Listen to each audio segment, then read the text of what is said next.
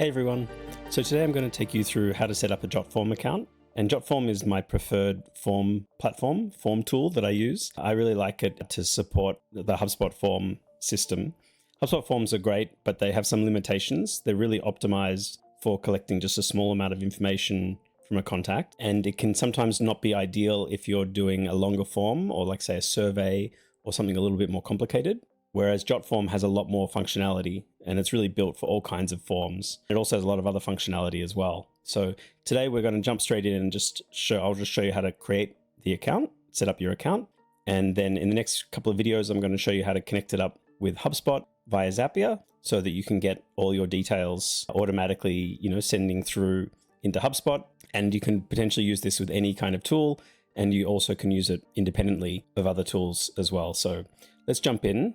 So we start by clicking on sign up with an email, and you can choose any way you want to sign up. And so for this, I'm just going to write the company name, email, we'll select a password, then we sign up. Okay, so we'll put the company name here as well, and I'll select job title and industry, finish. And then we jump straight into the wizard inside Jotform. And so from this, we can start with a template. If you have some idea of how you'd like to use it to begin with, there's all kinds of options available here for different templates, and they offer way more as well. If you click on choose templates, you can just find so many different examples of what you might be looking for. And they also have quite a bit of branding, images and colors and other things already sort of set up for you. So you can select what you're looking for. Let's say I want to start by creating a contact form. Let me try contact. And we can see here, look at so many templates, 24 templates for emergency contact forms, almost 500 for just regular contact forms. So there's so many to choose from. Let's say we're just going to start with something simple. Here we go, simple contact form. And we can see here we've got these 3 areas that we're working through here. So we start by building the form, the settings for the form, and then we can publish it. And then you basically just click, it's a drag and drop editor. So you just click to edit the sections you want to change. Just adjust it like that. You can drag and move around the sections like this as well. And you can control the properties for each of these different sections by clicking properties. And on the right hand side, you'll then see all the different properties that you can edit for this. So we can change the sizing, the alignment. We can also add an image at the top here. And then as you scroll down, you can make adjustments to each section as well. And then if there's pieces that you also want to ask, like let's say we wanted to also ask for the person's company name, we can click add form element. And we can select any of these basic form elements here, and we can basically just drop it in. So for this, there are some examples to start with here, some common form elements, but we can also make our own as well. So I'll drag this short text in here, and then I'll call this company name. And we can also adjust the properties. We can make the fields required by ticking that box as well. Let's say like that. And you can see if it's a required field, it'll have a little asterisk here.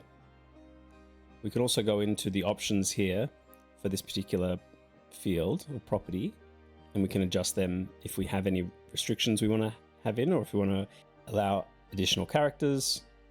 And then there's also various advanced properties available as well. And if we go back to form elements, we can just quickly look at the other options that exist here. So we've got short text, long text, paragraph. You can see here all the standard form elements, very functional. And you also have the ability to accept payments using any of these integrations. And we can also drop in other sort of more complicated elements called widgets inside Jotform. We can put them in here as well. And then you can also add in your logo at the top here. You can see it's pretty obvious there. And we can add additional pages as well to make a more complex form. Once it's ready, we go to settings. We can change the name of the form. And there's all kinds of functionality here on the settings page. So in addition to the form settings, we can set up autoresponders and notifications for email. And so that we can have, every time someone fills in a form, it gets sent to these email addresses, internal email addresses. So I can have my own email. So this goes to my email to let me know that someone's completed the form, and we can adjust how that email looks. subject line, the details that come through in that email that you receive. And then you can also set up autoresponders for the customer, the person filling in the form. And this is how they would receive the email as well. And you can also go through and adjust all the elements of that email that the contact would be getting. We can set up conditional logic as well. So we can say, like, when someone does something in the form, then it should change one of the other fields, so if they complete country, then it might ask for their state or something like that. And then we have the thank you page for once they submit the form, how that would look. And then we can also use some custom integrations that are already connected up with Jotform as well. So there's many of the larger sort of software that's out there will connect up. There's a default HubSpot integration as well. So when someone completes this form, it'll automatically send the contact to the CRM. And there's lots here to explore. You can also create approval flows for employees, people to approve the workflow internally. Signing functionality to make your form official for e-signature. And then also you can set up mobile notifications for yourself as well. That's in the settings.